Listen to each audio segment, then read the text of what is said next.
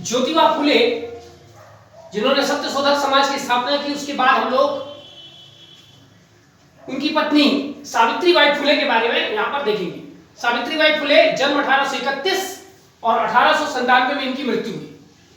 ये जो समाज सुधारक ज्योतिबा फुले या ज्योतिबा राव फुले या ज्योतिबा फुले, ठीक है, के नाम से जाने जाते थे, उनकी पत्नी थी और उनके समाज सुधार के कार्य में उनकी सहयोगिनी थी।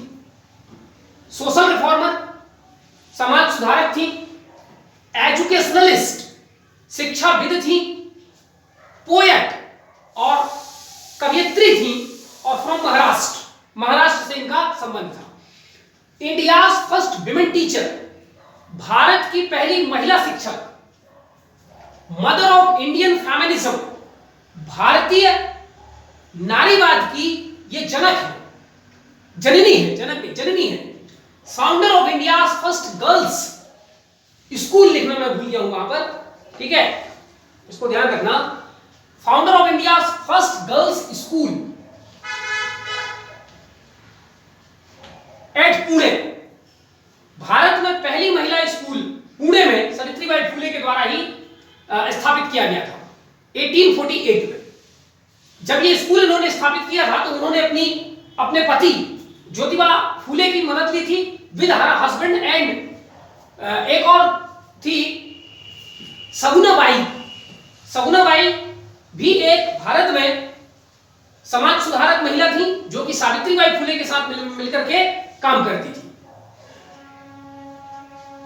चूंकि उस समय समाज में अंधकार इतना फैला हुआ था कि महिलाओं की शिक्षा दीक्षा एक बहुत ही असामाजिक बात मानी जाती थी और सावित्रीबाई फुले ने जब महिलाओं को, बच्चियों को पढ़ाने के लिए स्कूल खोले और खुद पढ़ाने जाती थी तो समाज में खास करके उच्च वर्ग के जो ब्राह्मण क्षत्रिय लोग थे उन्होंने इसका बहुत विरोध किया, क्योंकि सावित्रीबाई फुले खुद नीच जात की थी, निम्न जाति की थी और निम्न जाति की बच्चियों को शिक्षित करने का काम ये करती थी। तो उच्च वर्ग में, ब्राह्मण समाज में ऐसा लगा कि ये लोग पढ़ लिख के हमारे बराबर हो जाएंगे, तो इनका बहुत विरोध हुआ। इनको अपना गांव घर छोड़ के जाना पड़ा। अल्टीमेटली इनको जब अपना घर छोड़ के जाना पड़ा तो इन्होंने अपने मित्र, ज्योतिबा जो फुले थे उनके एक मित्र थे उस्मान शेख, उसके घर में इन्होंने शरण लिया, उनके घर में रहते थे। वहीं पर उस्मान शेख की बहन से मुलाकात हुई सावित्रीबाई फुले की, जिनका नाम था फातिमा बेगम। और फातिमा बेगम शेख जो कि उस्मान शेख की बहन थी, वो बड़ी प्रभावित हुई सावित्रीबाई फुले से और सावित्रीबाई फुले ने उनको शिक्षा खुद पढ़ने के लिए प्रेरित किया था और अपने साथ उनको कॉलेज लेके, क्योंकि हम उम्र थी तो इनको पढ़ाई लिखाई में, उनको स्कूल कॉलेज अपने साथ उन्होंने पढ़ाया लिखाया और अल्टीमेटली फातिमा बेगम शेख भी पढ़ लिख करके विद्वान बन गई और पहली महिला टीचर बनने का श्रेय मिलता है फातिमा बेगम शेख को, ठीक है। Together with Savitribai Phule open school, और फातिमा बेगम शेख और सावित्रीबाई फुले दोनों ने मिलकर के फिर अनेक स्कूल महिलाओं के लिए, बच्चों के लिए उन्होंने स्थापित किए। सावित्रीबाई फुले ने बाल हत्या प्रबंधक गृह की भी स्थापना की थी। बाल हत्या खास करके जो चलता था उसको रोकने के लिए बाल हत्या प्रतिबंधक गृह नामक एक संस्था का स्थापना किया था। Opened a hospital with her adopted son Yashwant, Savitribai Phule ने एक बच्चे को गोद लिया था जिसका नाम था यशवंत। और उस समय जो महाराष्ट्र है, बॉम्बे प्रांत कहलाता था, वहां पर ब्यूबोनिक प्लेग माने कि प्लेग नामक बीमारी फैली हुई थी। तो अपने बेटे यशवंत के साथ मिलकर के एक क्लिनिक, एक हॉस्पिटल जैसा खोला था और वहां पर प्लेग से जो पीड़ित व्यक्ति थे उनकी वहां पर सेवा और मदद की जाती थी, उनकी जो है हॉस्पिटैलिटी की जाती थी। और अल्टीमेटली प्लेग में सावित्रीबाई फुले ने अपने आप को झोंक दिया था और प्लेग बीमारी से जो पीड़ित लोग थे उनकी सेवा करती थी और अल्टीमेटली उनको खुद प्लेग हो गया और प्लेग के चलते ही 1897 में उनकी मृत्यु हुई, ठीक है। उन्होंने एक पोयम लिखा था, उनकी किताब है, उस किताब के पोयम में कई पोयम है और उस किताब का नाम है, जो पोयम की किताब है, गो गेट एजुकेशन, ठीक। ये सावित्रीबाई फुले से रिलेटेड जानकारी हो गई। अगला हम लोग सोशियो रिलीजियस मूवमेंट देखते हैं, टेंपल एंट्री मूवमेंट या इसी को कहते हैं बाइकॉम सत्याग्रह, ठीक है। ये केरल में शुरू हुआ था। तो started on the basis of temple entry proclamation issued by Maharaja Chithira Thirunal Balram Verma on 1936। वास्तव में टेंपल एंट्री मूवमेंट की शुरुआत 1924 में हो गई थी। उस समय इसको बाइकॉम सत्याग्रह कहते थे, लेकिन ये उस समय उतना प्रभावी नहीं हुआ था। बाद में 1936 में केरल के जो महाराजा थे चिथिरा थिरुनल बलराम वर्मा, उन्होंने नीच जात के जो दलित वर्ग के लोग थे उनको मंदिर में प्रवेश दिलाने के लिए घोषणा जारी किया था, तब ये कुछ ज्यादा प्रभावी हुआ था। ठीक है, तो अगर ट्रूली बाइकॉम सत्याग्रह परीक्षा में आता है तो बाइकॉम सत्याग्रह की शुरुआत 1924 में होती है। ठीक है, लेकिन टेंपल एंट्री मूवमेंट के नाम से पूछा जाता है तो 1936 में शुरू हुआ। ठीक है, थोड़ा सा डेट में कंफ्यूज नहीं होना है। बाइकॉम सत्याग्रह यदि आता है परीक्षा में तो 1924 में शुरू हुआ। ये भी बाइकॉम सत्याग्रह भी एक टेंपल एंट्री मूवमेंट था, लेकिन उस समय उसको टेंपल एंट्री मूवमेंट नहीं कहा गया था, उसको बाइकॉम सत्याग्रह से के नाम से जाना जाता था। ऑब्जेक्टिव था जो निम्न जात के लोग हैं उनको मंदिरों में पहले नहीं जाने दिया जाता था, तो मंदिरों में उनको प्रवेश दिलवाने के लिए, यानी जो जातिगत विषमता फैली हुई थी, ऊंच नीच का भेदभाव फैला हुआ था, उस ऊंच नीच के भेदभाव को खत्म करने के लिए यह सत्याग्रह चलाया गया था 1924 में। लेकिन इसका नाम हो गया टेंपल एंट्री मूवमेंट 1936 में, जब केरल के महाराज ने एक घोषणा जारी किया कि अब मेरे राज्य में जो नीच जात के लोग हैं, निम्न जात के लोग हैं, दलित वर्ग के लोग हैं, उनको भी मंदिरों में प्रवेश दिया जाएगा। ठीक है, to abolish the ban on entry to low caste people at Travancore, ये जो है त्रावणकोर में शुरू हुआ था केरला के, और खास करके इसको शुरू करने वाले जो ज्यादातर लोग थे वो इज़ावा कम्युनिटी के लोग थे। केरल में इज़ावा कम्युनिटी एक लो कैटेगरी का व्यक्ति कहलाता है। उसी प्रकार तमिलनाडु में जो पेरियार है उसको लो कास्ट माना जाता है। ठीक है ना, और अपने मध्य भारत में महार और चमार इस टाइप के लोगों को दलित माना जाता है, निम्न वर्ग का माना जाता है। तो इज़ावा कम्युनिटी के लोग जो उस समय दलित माने जाते थे उनको टेंपल में एंट्री नहीं दिया जाता। ठीक है, ये जो बाइकॉम सत्याग्रह है जो 1924 में शुरू हुआ था, inspired by teaching of Narayan गुरु। नारायण गुरु केरल के एक संत और समाज सुधारक थे। ठीक है, उन्हीं की फिलॉसफी के आधार पर बाइकॉम सत्याग्रह 1924 में शुरू हुआ था। ठीक है, इस बाइकॉम सत्याग्रह में गांधी जी ने एक संगठन बनाया था, हरिजन सेवक संघ। गांधी जी के हमने उसमें पढ़ रखा था, तो गांधी जी के हरिजन सेवक संघ ने भी इसमें भाग लिया था, और गांधी जी ने हरिजन सेवक संघ की ओर से 6 लोगों को ये बाइकॉम सत्याग्रह चलाने के लिए नॉमिनेट किया था 1924 में, और गांधी खुद इस सत्याग्रह को सपोर्ट करने केरल गए हुए थे। इसमें जो महत्वपूर्ण व्यक्ति थे जो इस आंदोलन में भाग लिए वो थे टी के माधवन, के पी केशव मेनन, के कलप्पन, टी आर कृष्णास्वामी, नारायण गुरु, ई भी रामास्वामी इत्यादि। ये महत्वपूर्ण व्यक्ति हैं जिन्होंने बाइकॉम सत्याग्रह, जो बाद में टेंपल एंट्री मूवमेंट के नाम से जाना गया, उसमें इन्होंने भाग लिया। ठीक है, तो कुल मिलाकर टेंपल एंट्री मूवमेंट या बाइकॉम सत्याग्रह जो निम्न वर्ग के लोग थे, दलित वर्ग के लोग थे, उनका उद्धार करने का एक आंदोलन था, क्योंकि उनको मंदिरों में प्रवेश नहीं दिया जाता था। तो मंदिरों में प्रवेश के लिए आंदोलन चला गया, और मंदिर में अगर उनका प्रवेश हो गया, माने अब उच्च जाति के लोग उनको अपने बराबर समझने लगे हैं, उनको समाज में बराबरी का दर्जा मिलने लगा है, और ऊंच नीच का भेदभाव, छुआछूत का भेदभाव, ये सब समाप्त हो जाएगा। अब देखते हैं, नारायण गुरु एक बहुत इंपॉर्टेंट पर्सनालिटी थे। 1856 में जन्म हुआ, 1928 में इनकी मृत्यु हुई। फिलोसोफर थे, स्पिरिचुअल लीडर थे, और सोशल रिफॉर्मर थे। ठीक है, और ये खुद नीच जाति के थे, निम्न जाति के थे। इज़ावा कम्युनिटी जो कि केरल में एक निम्न जाति मानी जाती थी, ये उस कम्युनिटी से बिलोंग करते थे, और जब ये खुद आगे आए तो अपने जात और बाकी जो निम्न जात के लोग थे उनके उद्धार का काम इन्होंने किया। आत्मोपदेशा शतकाम, इनके पोयम, मलयालम भाषा में लिखे गए पोयम का कलेक्शन है आत्मोपदेशा शतकाम, नारायण गुरु के पोयम का कलेक्शन है। ठीक है, नारायण गुरु पहले व्यक्ति थे भारत में जिन्होंने organised India first all religion conference in 1923। Kerala में इन्होंने सभी धर्म के लोगों का सम्मेलन बुलवाया था 1923 में। ये पहली बार भारत में किया था नारायण गुरु ने।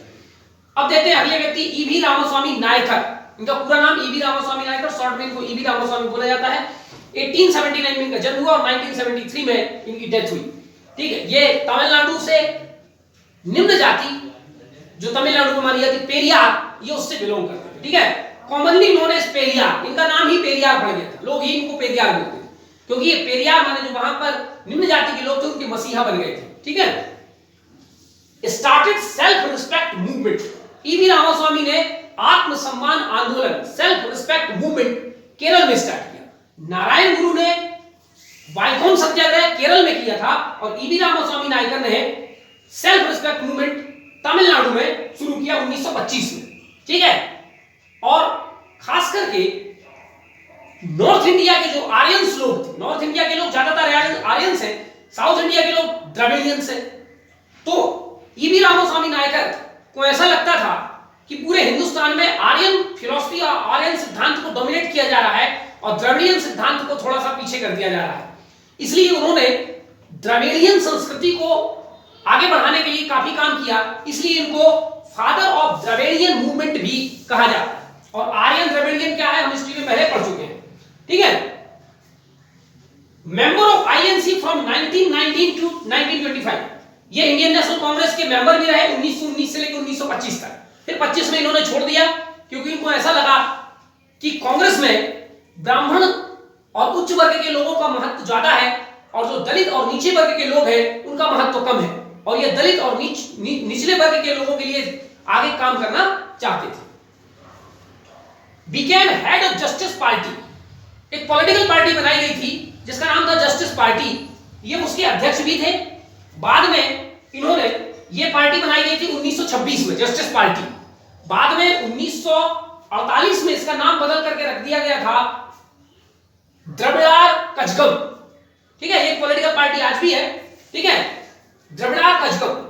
बाद में एक साल बाद 1949 में इससे एक धड़ा अलग हो गया, इसमें विभाजन हो गया और उसने अपना नाम रख लिया डीएमके। और डीएमके मतलब द्रविड़ मुनेत्र कझगम। आज भी तमिलनाडु में एक बड़ी इंपॉर्टेंट पार्टी है डीएमके। ठीक है, 1949 और उस डीएमके पार्टी को बनाया था सीएन अन्नादुरई। तो ये जो डीएमके है ये वास्तव में जस्टिस पार्टी से ही निकला है। ठीक है, और फिर बाद में एडीएमके, ठीक है, अन्ना द्रविड़ मुनेत्र कझगम, ये दोनों पार्टियां तमिलनाडु में जस्टिस पार्टी से निकली हुई है। ठीक, EV Ramaswamy demanded independent land for Dravids. South India में द्रविड़ लोगों के लिए वो एक अलग देश बनाना चाहते थे, एक अलग स्वतंत्र देश बनाना चाहते थे और उसकी इन्होंने मांग की थी। ठीक है, इसीलिए इनको फादर ऑफ द्रविडियन मूवमेंट कहा जाता है। इन्होंने दो बड़ी महत्वपूर्ण किताबें लिखी है। पहला द वर्ल्ड टू कम, बड़ी महत्वपूर्ण किताब है इनकी, और दूसरा व्हाई वर विमेन इनस्लेव्ड, महिला दासियों की तरह क्यों है, और द वर्ल्ड टू कम, ऐसा संसार, ऐसा विश्व जो आने वाला है। ये दो उन्होंने किताबें लिखी। अब हम ईवी रामास्वामी ने जो सेल्फ रिस्पेक्ट मूवमेंट चलाया था वो क्या था वो देखते हैं। Self respect movement already EV Ramaswamy Naicker ने 1925 में चलाया था और ये केवल भारत तक सीमित नहीं था, बल्कि जहां जहां तमिल लोग रहते थे, मलेशिया, सिंगापुर, कुछ लिटिल बिट श्रीलंका, तो जहां जहां तमिल के लोग रहते थे ये पूरे तमिल इलाकों में फैला हुआ था, भारत और भारत के बाहर। इसलिए ये जो सेल्फ रिस्पेक्ट मूवमेंट है ये साउथ एशियन मूवमेंट है, केवल साउथ इंडियन मूवमेंट नहीं है, साउथ एशियन, दक्षिण एशिया के कई देशों में यह फैला था। और सेल्फ रिस्पेक्ट मूवमेंट का मतलब क्या था कि जो आत्मसम्मान उच्च वर्गों का है समाज में वही निम्न वर्गों का है, क्योंकि सब मानव है और हर मानव का अपना एक आत्मसम्मान होता है। इसलिए दलित लोगों का, वंचित लोगों का भी वही आत्मसम्मान है, वही अधिकार है, वही हक है। तो साउथ एशियन मूवमेंट था जिसको स्टार्ट करने में दो लोगों का महत्वपूर्ण भूमिका था, S Ramanathan and EV Ramaswamy Naicker. Spread among Tamil people in India, Malaysia, Singapore etcetera to oppose Brahminism and support lower caste. ये जो ब्राह्मणवाद फैला हुआ था जिसमें उच्च वर्ग के लोगों का महत्व था, ब्राह्मण और क्षत्रिय, बाकी शूद्रों की स्थिति बहुत खराब थी, तो उसकी स्थिति को सुधारने के लिए ये मूवमेंट चलाया गया। ठीक है, इसी मूवमेंट के अंदर एक सेल्फ रिस्पेक्ट मैरिज शुरू किया गया था। सेल्फ रिस्पेक्ट मैरिज मतलब दो पार्टी अपने हिसाब से शादी कर ले, उसमें ब्राह्मणों को नहीं बुलाया जाएगा, विदाउट ब्राह्मण प्रीस्ट। ठीक है, उसके बाद फिर एक आंदोलन सा चल गया था। साउथ इंडिया के जो पेरियार वर्ग के लोग हैं या और भी जो निम्न वर्ग के लोग हैं उनमें एक परंपरा चल रही थी कि आज के बाद हम अपने किसी भी समारोह में, किसी भी कार्यक्रम में बिना ब्राह्मण के अपने सारे कार्यक्रम हम लोग संपन्न करेंगे। ये एक संकेत था कि हम उच्च वर्ग के लोगों को अब मान्यता नहीं देंगे, क्योंकि अगर वो हमें मान्यता नहीं देते तो हम उनको मान्यता नहीं देते। उनका अगर कोई आत्मसम्मान है तो हमारा भी आत्मसम्मान है। ठीक है, सेल्फ रिस्पेक्ट मूवमेंट ने विमेन एम्पावरमेंट का भी बहुत बड़ा काम किया। और दलित वर्ग की खास करके महिलाओं का उद्धार करने में बहुत बड़ी भूमिका निभाई। और इस आंदोलन में दो बड़ी महत्वपूर्ण दलित महिलाओं ने भाग भी लिया था, उनका नाम है वीरुम्मल और मीनाम्बल। ये दो दलित महिलाएं थी जिन्होंने सेल्फ रिस्पेक्ट मूवमेंट में लीडरशिप का काम किया है। ठीक है, अगला एक संस्था है साउथ इंडियन लिबरेशन फेडरेशन, इसी को जस्टिस पार्टी भी कहते हैं। ठीक है, इसका ओरिजिनल नाम है साउथ इंडियन लिबरेशन फेडरेशन, बाद में इसको जस्टिस पार्टी का नाम दिया गया और फिर बाद में इसको द्रविड़ार कजगम का नाम दिया गया और फिर द्रविड़ार कजगम टूटा तो ओरिजिनल वाला तो द्रविड़ार कजगम रहा, बाद वाला बन गया डीएमके। ठीक है, तो ये पीछे हम लोगों ने समझ लिया है।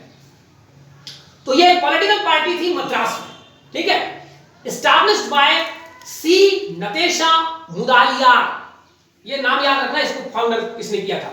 इसके अलावा इसको फाउंड करने में और भी दो लोगों का महत्वपूर्ण योगदान था, टी.एम. नायर और पी. त्यागराज चेट्टी, और ये पार्टी 1916 में बनी थी। ठीक है, मैंने इसके पहले 1926 बोल दिया था, सॉरी, 1916 में बनी थी। ठीक है, और 1926 में इसका नाम द्रविड़ार कजगम हो गया था और 1949 में इससे एक धड़ा अलग हो गया था, डीएमके बन गया था। ठीक है, फिर डीएमके भी बाद में टूटेगा तो उससे एक और ब्रांच निकल जाएगी एडीएमके, और आज डीएमके एडीएमके दोनों तमिलनाडु में एक बहुत बड़ी पार्टी के रूप में काम करती हैं और अभी एडीएमके की सरकार भी वहां पर बनी हुई है। ठीक है, अगला मूवमेंट है अरब्बीपुरम मूवमेंट। अरब्बीपुरम मूवमेंट 1888 में केरल में नारायण गुरु द्वारा दलित लोगों का उद्धार करने के लिए किया गया था। समाज में उनको समानता का अधिकार, बराबरी का अधिकार दिलाने के लिए यह काम शुरू किया गया था। अगला है the depress class mission society. Depress class mission society 1906 में बॉम्बे में शुरू किया गया था और इनको शुरू करने वाले व्यक्ति का नाम था महर्षि विट्ठल एन रामजी सिंधे, इन्होंने शुरू किया था। ठीक है, तो एक और आपको नोट बनाना है कि भारतीय इतिहास में कितने लोगों को महर्षि का टाइटल दिया गया है। ठीक है, जैसे महर्षि दयानंद सरस्वती, महर्षि विट्ठल। ठीक है, तो ऐसे कुछ टाइटल्स भी आपको ध्यान रखना है।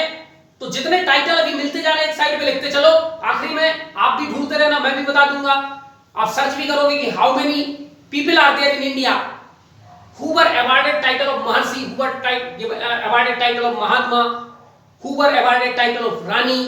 ठीक है, तो ऐसे आप सर्च करते चलिए, ये जानकारी है, कभी यूपीएससी शायद पूछ ले, हालांकि पूछने के चांसेस कम है, लेकिन जनरल नॉलेज के लिए आपको ध्यान रखना है। ठीक है, अगला हम देखते हैं बहिष्कृत हितकारिणी सभा। ये सारे हम सोशियो रिलीजियस ऑर्गेनाइजेशन पढ़ रहे हैं जो दलितों के उद्धार में काम कर रहे हैं। ठीक है, तो अगला है बहिष्कृत हितकारिणी सभा। 1924 में बंबई में बी आर अम्बेडकर द्वारा इसकी स्थापना की गई। ठीक है, इसके बारे में और डिटेल कभी हम जब बी आर अम्बेडकर पढ़ेंगे तो पढ़ेंगे, अभी केवल आपको इतना ध्यान रखना है। इस बहिष्कृत हितकारिणी सभा का मोटो क्या था? Educate, organise and educate. लोगों को शिक्षित करो, संगठित करो और विरोध प्रदर्शन करो, ये उनका नारा था। अगला है हरिजन सेवक संघ। ऑब्वियसली 1932 में मुंबई में महात्मा गांधी ने बनाया था। ठीक है, बनाया मुंबई में था, लेकिन वर्तमान इसका हेडक्वार्टर नई दिल्ली में है। तो ये कुछ महत्वपूर्ण निम्न वर्ग के लोगों के उद्धार के लिए, दलित उद्धार के लिए आजादी के पहले जो समाज सुधार आंदोलन प्रारंभ किए गए थे, ये वो है। ठीक है, अब हम देखते हैं सोशल रिफॉर्मर्स। इसके अलावा कुछ ऐसे भी बड़े महत्वपूर्ण सामाजिक सुधारक हैं जो किसी ऑर्गेनाइजेशन से नहीं जुड़े थे, लेकिन उन्होंने समाज सुधार में इंडिविजुअली बहुत बड़ा काम किया है। उनमें एक बहुत बड़े इंपॉर्टेंट व्यक्ति हैं ईश्वर चंद्र विद्यासागर, जिनका जन्म बंगाल में 1820 में हुआ और 1891 में इनकी मृत्यु हो गई। पॉलीमैथ, पॉलीमैथ माने कई धर्मों को मानते थे। ठीक है, ये केवल हिंदू धर्म को मानते थे ऐसा नहीं, कई धर्मों के प्रति इनकी आस्था थी, मानते थे सभी धर्मों को। राइटर, एक लेखक थे, फिलोसोफर, चिंतक थे, दार्शनिक थे, सोशल रिफॉर्मर थे, जर्नलिस्ट थे और एडुकेटर, शिक्षाविद थे। ठीक है, स्कॉलर, संस्कृत के महान विद्वान थे, scholar of Sanskrit and philanthropist और महान दानकर्ता। इन्होंने अपने खर्चे से कई महिलाओं के लिए स्कूल इन्होंने खोले। ठीक है, graduated from Sanskrit university Banaras, Sanskrit Banaras के संस्कृत यूनिवर्सिटी से इन्होंने पढ़ाई की और उसके बाद में ये कलकत्ता के संस्कृत कॉलेज में जाकर के पढ़ाने लगे थे। ठीक है, और यहां जब ये संस्कृत से पढ़कर के निकले तो संस्कृत के बहुत विद्वान थे, इसलिए इनको इनके गुरुओं द्वारा विद्यासागर टाइटल दिया गया। तो विद्यासागर इनका कोई सरनेम नहीं था। ठीक है, ईश्वर चंद्र चट्टोपाध्याय थे, चट्टोपाध्याय, लेकिन इनको विद्यासागर टाइटल मिला हुआ था क्योंकि ये बड़े ज्ञानी थे संस्कृत में। ठीक है, Sanskrit department at fort William college. Fort William college Calcutta में एक संस्कृत डिपार्टमेंट था, उस डिपार्टमेंट के ये मुखिया बनाए गए थे, वहां पर ये पढ़ाते थे। ठीक है। सिंप्लीफाइड बंगाली टाइपोग्राफी, बंगाली लिखने की जो अल्फाबेट्स हैं, उन अल्फाबेट्स में बड़ी कॉम्प्लेक्सिटी थी, उनको इन्होंने सिंपल करने का काम किया था। एडवोकेटेड फॉर विडो मैरिज, जिस प्रकार राजा राम मोहन राय ने सती प्रथा को समाप्त करने में महत्वपूर्ण भूमिका निभाई थी, उसी प्रकार विधवाओं के पुनर्विवाह के लिए ईश्वर चंद्र विद्यासागर ने बड़ी महत्वपूर्ण भूमिका निभाई थी। समाज में इन्होंने भारतीय धर्मशास्त्रों में कहीं पर भी विधवा का फिर से विवाह नहीं होगा ऐसा नहीं लिखा है, इसको साबित किया, और ना केवल साबित किया बल्कि इन्होंने खुद 3 बार विधवाओं से विवाह किया, केवल ये दिखाने के लिए कि मैं खुद आगे बढ़कर के विधवाओं से विवाह करूंगा। अंग्रेजी सरकार पर इन्होंने बहुत दबाव बनाया और अल्टीमेटली लॉर्ड डलहौजी के समय 1856 में विडो रिमैरिज एक्ट का प्रस्ताव बनके पारित हुआ, प्रस्ताव बनके तैयार हुआ, लेकिन लॉर्ड कर्जन के आने पर माने 56 के आखिरी दिनों में फिर वो एक एक्ट के रूप में सामने आया। ठीक है, तो विडो रिमैरिज के बहुत बड़े ये एडवोकेट थे। एंड विमेन एम्पावरमेंट, और महिला सशक्तिकरण माने महिला शिक्षा, महिलाओं को वोकेशनल ट्रेनिंग, वोकेशनल एजुकेशन, महिलाओं का आत्मसम्मान, मान सम्मान, इन सब के बहुत बड़े हितैषी थे। With a British James Bethune, एक अंग्रेज व्यक्ति जेम्स बेथ्यून के साथ मिलकर के इन्होंने 35 महिलाओं के लिए, बच्चियों के लिए 35 स्कूल खोले, और उन स्कूलों का नाम रखा गया था बेथ्यून स्कूल। ठीक है, Bethune school specially girls school हुआ करते थे, जिसमें ईश्वर चंद्र विद्यासागर और बेथ्यून दोनों के पैसे लगते थे। ठीक है, ही मतलब ईश्वर चंद्र विद्यासागर ने 3 बार एंड हिज सन, और उनके बेटे ने 2 बार विधवाओं से विवाह किया। ठीक है, मतलब इतना बड़ा सैक्रिफाइस एक तरीके से, और इतना बड़ा समाज में उदाहरण मुश्किल है कि कोई दे, खुद तो दे करे, अपने बेटे से भी कहा कि विधवाओं से विवाह करो, और उसको उसके बेटे ने माना, तो ये एक बहुत बड़ा उदाहरण है समाज सुधार का। बुक, ईश्वर चंद्र विद्यासागर महान ज्ञानी व्यक्ति थे, उन्होंने 2 बड़े महत्वपूर्ण किताब लिखे हैं, उपकर्मिका और है दूसरा व्याकरण कौमुदी। न्यूज़पेपर, इन्होंने एक अखबार भी निकाला था जिसका नाम था सोम प्रकाश। ठीक है, और विद्यासागर को डेडिकेट करने के लिए बहुत सारे इंस्टीट्यूट, बहुत सारे सब सारे महान लोगों के नाम पे है ही, कहां तक उनको याद रखेंगे, लेकिन एक इंपॉर्टेंट बात है, विद्यासागर सेतु, एक ब्रिज बना हुआ है हुगली नदी पर, उसका नाम इनके ऑनर पर विद्यासागर सेतु रखा गया है। ठीक है, और ईश्वर चंद्र विद्यासागर को father of Bengali prose, Bengali गद्य का जनक भी माना जाता है। ठीक है, राजा राम मोहन राय और इनको दोनों को फादर ऑफ बंगाली प्रोज माना जाता है। ठीक है, बाल शास्त्री जाम्बेकर अगले समाज सुधारक हैं, बंबई से थे ये बहुत बड़े समाज सुधारक, और इनकी एक महत्वपूर्ण न्यूज़पेपर इन्होंने पब्लिश किया था जिसका नाम था दर्पण। ठीक हो गया, अगले में देखते हैं गोपाल हरि देशमुख। गोपाल हरि देशमुख महाराष्ट्र के बहुत बड़े सामाजिक कार्यकर्ता, ठीक है, जिनको एक टाइटल मिला हुआ था लोक हितवादी, और एक और टाइटल मिला हुआ था राव बहादुर। ठीक है, तो गोपाल हरि देशमुख को लोक हितवादी या राव बहादुर का टाइटल मिला हुआ था। इन्होंने महिला सशक्तिकरण के लिए महाराष्ट्र में काफी काम किया। पेरियोडिकल्स, इन्होंने 2 महत्वपूर्ण पत्रिकाएं जो हर 15 दिन में आती थी वो उन्होंने चालू किया था, एक था ज्ञान प्रकाश और दूसरा था इंदु प्रकाश। ठीक है, अगला है स्वामी रामतीर्थ, विवेकानंद के शिष्य में से एक थे, विवेकानंद से बहुत ज्यादा प्रेरित थे, और विवेकानंद की तरह ये भी वेदांत के बहुत बड़े ज्ञाता थे। ठीक है, तो स्कॉलर ऑफ वेदांता, ये भारत से पहले व्यक्ति थे जिन्हें अमेरिका में वेदांत विषय पर लेक्चर देने के लिए 1902 में बुलाया गया था। ठीक है, हालांकि 1893 में स्वामी विवेकानंद गए थे, लेकिन वो वेदांत पर लेक्चर देने नहीं गए थे। ठीक है, वो गए थे वहां पर जो विश्व धर्म सम्मेलन हुआ था उसमें भाग लेने गए थे। ठीक है, भगत सिंह इनसे बहुत ज्यादा प्रभावित थे। ठीक है, स्वामी रामतीर्थ वेदांत के बहुत बड़े ज्ञाता। चलिए अगला देखते हैं समाज सुधारक बाल गंगाधर तिलक 1856 से 1920। बाल गंगाधर तिलक प्रोफेशन से टीचर थे, राष्ट्रवादी थे, और एक समाज सुधारक फ्रीडम फाइटर थे और सोशल रिफॉर्मर थे। ठीक है, one of the trinity among Lal Bal Pal, Bharat में 3 महत्वपूर्ण गरम दल के नेता हुए हैं कांग्रेस में। ठीक है, जिनके नाम थे बाल गंगाधर तिलक, बिपिन चंद्र पाल और लाला लाजपत राय। इनको शॉर्ट में बोला जाता था लाल बाल पाल। लाल माने लाला लाजपत राय, बाल माने बाल गंगाधर तिलक और पाल माने बिपिन चंद्र पाल। ये तीन बहुत बड़े जो है रेडिकल टाइप का यानी कि गरम दल के नेता थे कांग्रेस में, इसलिए इनकी तिगड़ी को कहा जाता था लाल बाल पाल। तो उन तिगड़ी में से एक थे बाल गंगाधर तिलक। ठीक है, ये अंग्रेजों के बड़े कट्टर विरोधी थे, अंग्रेजों की नीतियों को अपने समाचार पत्रों में खुल करके आलोचना करते थे, इसलिए इनको कई बार जेल जाना पड़ा। ठीक, इसीलिए एक ब्रिटिश इतिहासकार और पत्रकार थे वैलेंटाइन चिरोल या वैलेंटाइन सिरोल, जो भी पढ़ते हो, ठीक है, उन्होंने इसको कहा था फादर ऑफ इंडियन अनरेस्ट, भारतीय अशांति का जनक। उनका मानना था कि बार बार अपने पत्र पत्रिकाओं में अंग्रेजों के खिलाफ उटपटांग लिख के भारत में अशांति फैलाने का काम करते हैं। ठीक है, इनको लोकमान्य का टाइटल भी दिया था, किसने दिया था नहीं मालूम, लोकमान्य का टाइटल। लोकमान्य माने जनता का, जनता द्वारा माना जाने वाला, यानी पीपल लीडर। ठीक है, आम जनता से जिनका जुड़ाव हो, लोकमान्य। इनका नारा था Swaraj is my birth right and I shall have it. Swaraj मेरा जन्म सिद्ध अधिकार है और मैं इसे लेकर के रहूंगा। तो स्वराज की जो भावना है उसको इन्होंने बहुत ज्यादा, स्वराज की भावना इन्होंने सीखा था आर्य समाज से। ठीक है, और फिर उसको उन्होंने नेशनल मूवमेंट में इसका यूज किया था। ये रेडिकल नेता थे, गर्मपंथी नेता थे, imprisoned a number of times. कई बार इनको जेल भेजा गया क्योंकि उटपटांग अंग्रेजों के खिलाफ बोलते और लिखते थे। इंडियन नेशनल कांग्रेस 1890 में इन्होंने ज्वाइन किया, यानी कांग्रेस के बड़े नेताओं में से एक थे। न्यूज़पेपर्स, इनके दो बड़े महत्वपूर्ण न्यूज़पेपर आते थे, केसरी जो मराठी भाषा में आता था और मराठा जो अंग्रेजी भाषा में आता था। ठीक है, इन्हीं न्यूज़पेपर के माध्यम से वो अंग्रेजों की बुराइयां करते थे।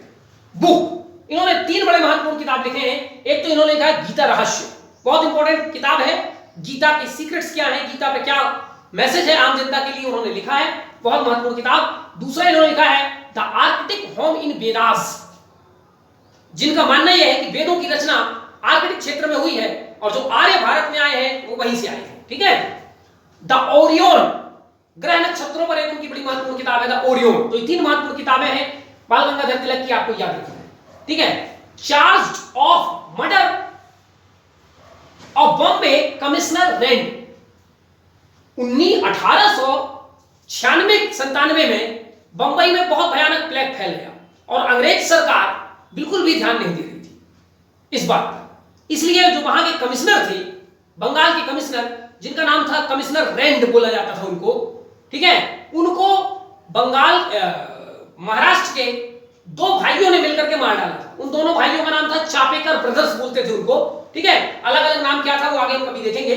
चापेकर बंधु ने 1897 में वहां के कमिश्नर रेंड को मार दिया था, गोली मार के हत्या कर दी थी। अंग्रेजों ने यह आरोप लगाया था बाल गंगाधर तिलक पर कि बाल गंगाधर तिलक के कहने पर चापेकर बंधुओं ने उसकी हत्या की। इसलिए बाल गंगाधर तिलक पर देशद्रोह और हत्या का मुकदमा इन पर चलाया गया। ठीक है, बाल गंगाधर तिलक ने जब 1905 में बंगाल का विभाजन हुआ तो स्वदेशी और बहिष्कार आंदोलन को इन्होंने बहुत ज्यादा तेज किया था। ठीक है, तो he encouraged swadeshi and boycott movement during Bengal partition 1905। Followers Aurobindo Ghosh, Bengal के एक बहुत बड़े नेता अरविंदो घोष और V.O. चिदम्बरम पिल्लई, ये इनके बहुत बड़े फॉलोवर्स थे और ये दोनों भी गरम दल के नेता थे कांग्रेस के अंदर। तो गरम दल के 5 नेता आपको याद रखने, 3 तो हो गए लाल पाल, चौथे हो गए अरविंदो घोष और 5वें हो गए V.O. चिदम्बरम पिल्लई। ठीक है, Hindi written in Devanagari script.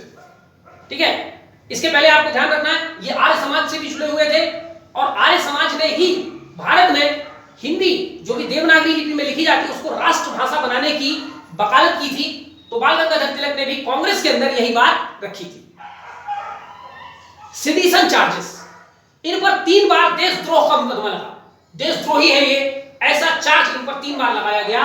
पहली बार लगाया गया था 1897 में, दूसरी बार लगाया गया था 1809 में और तीसरी बार लगाया गया था 1816 में।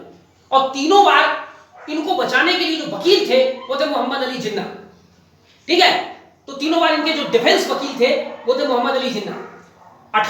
जो दूसरी बार जब इन पर चार्ज लगा था 1909 में, ठीक है, वो मामला 1909 क्या है और क्यों 1909 में इस पर इन पर चार्ज लगा था वो हम और भारतीय इतिहास जब देखेंगे तब बताएंगे। कुल मिला के ये है कि इन पर जब देशद्रोह का मुकदमा दूसरी बार लगा था 1909 में, तो इनको 6 महीने की जेल हो गई थी और इनको जेल भारत में नहीं दिया गया था, मांडले भेज दिया था, बर्मा, क्योंकि बर्मा पर भी उस समय अंग्रेजों का हक था, तो बर्मा में मांडले जेल इनको भेज दिया गया था। वहीं पर रहकर के उन्होंने गीता रहस्य नामक किताब लिखी, ठीक, और मोहम्मद अली जिन्ना को भी सजा सुनाया गया था कि तुम एक देशद्रोही का मुकदमा लड़ रहे हो, ठीक है। फिर तीसरी बार जब 1916 में इन पर फिर देशद्रोह का मुकदमा लड़ा, तो फिर मोहम्मद अली जिन्ना इनके वकील बने, और तीसरी बार मोहम्मद अली जिन्ना ने ऐसी सफाई पेश की वकील के रूप में कि देशद्रोह का मुकदमा इन पर से हटा लिया गया और उनको इज्जत बरी कर दी गई, ठीक है। Help to found all India home rule league, Annie Besant के साथ मिलकर के इन्होंने भारत में होम रूल लीग की स्थापना की थी। हालांकि बाद में एनी बेसेंट का होम रूल लीग और तिलक का होम रूल लीग दोनों अलग अलग हो गए थे, ठीक है, लेकिन दोनों का उद्देश्य यही था, भारत को अंग्रेजों से आजाद दिलाना। होम रूल माने हमारे देश में हमारे लोगों का शासन होगा, होम रूल, ठीक है। सपोर्टेड विमेन एम्पावरमेंट, इन्होंने महिला शिक्षा के लिए और महिला जो विधवा होते हैं उनके पुनर्विवाह के लिए काफी जो है महत्वपूर्ण काम किया। अब ये खुद बुजुर्ग थे, लेकिन जो लोग महिला विधवाओं के साथ पुनर्विवाह करते थे उनको ये बड़ा इंकरेज करते थे, यहां तक कि उनको पुरस्कार दिया करते थे, ठीक है।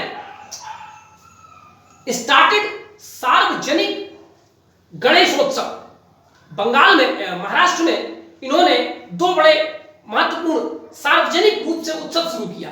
पहला था गणेश उत्सव मनाना और दूसरा था शिवाजी की जयंती मनाना, जिसको शिव जयंती बोला जाता था, ठीक है। तो शिव जयंती माने भगवान शिव वाला नहीं, शिवाजी, महाराष्ट्र। तो ये 2 बड़े सार्वजनिक कार्यक्रम शुरू किए थे और इसी कारण धीरे धीरे मुसलमान जो है कांग्रेस से थोड़े दूर होने लगे, क्योंकि ये दोनों ऐसे उत्सव हैं जो हिंदू धर्म से संबंधित रखते हैं और इसमें कहा जाता था कि कांग्रेस के जितने लोग हैं वो सब इस उत्सव में शामिल होंगे, तो थोड़ा सा फिर धीरे धीरे मुसलमानों ने दूरी बनानी शुरू कर दी थी, ठीक है। तो आगे और हम पढ़ेंगे कि मुसलमान क्यों भारतीय राष्ट्रीय आंदोलन से दूर कैसे होते गए, उनमें से एक बड़ा महत्वपूर्ण कारण ये भी था।